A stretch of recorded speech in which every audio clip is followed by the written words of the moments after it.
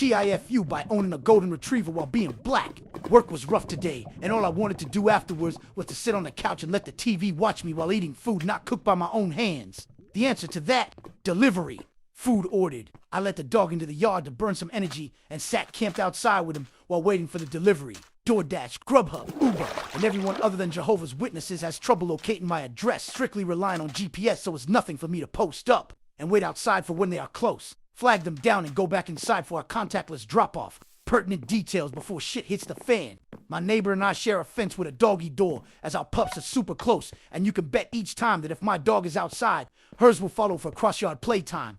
This was the case today, and probably bad judgment on my part to think that I would be able to break up the fun quickly. Both dogs were in the neighbor's yard at the time. The notification came through that the driver was pulling up, and I had to call out a few times to get my dog's attention.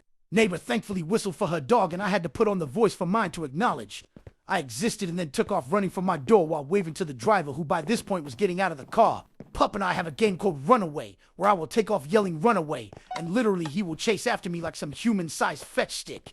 I used this to my advantage until he realized I was putting him inside, but managed to get him through the storm door and close the screen before he could run out. Then realized that I'd left the gate locked like an idiot with the driver standing right outside by this point. I didn't have a mask on at this point, and neither did she, so I yelled from the porch that she could leave the food by the mailbox, and that is where the fun started. Is that your dog? Bullshit meter didn't go off. I thought she was asking a question with an obvious answer because duh, she was a dog person, so I engaged with dog donor Gucci-ness. Yes, blah blah blah, his name is XYZ. Wanna say hi?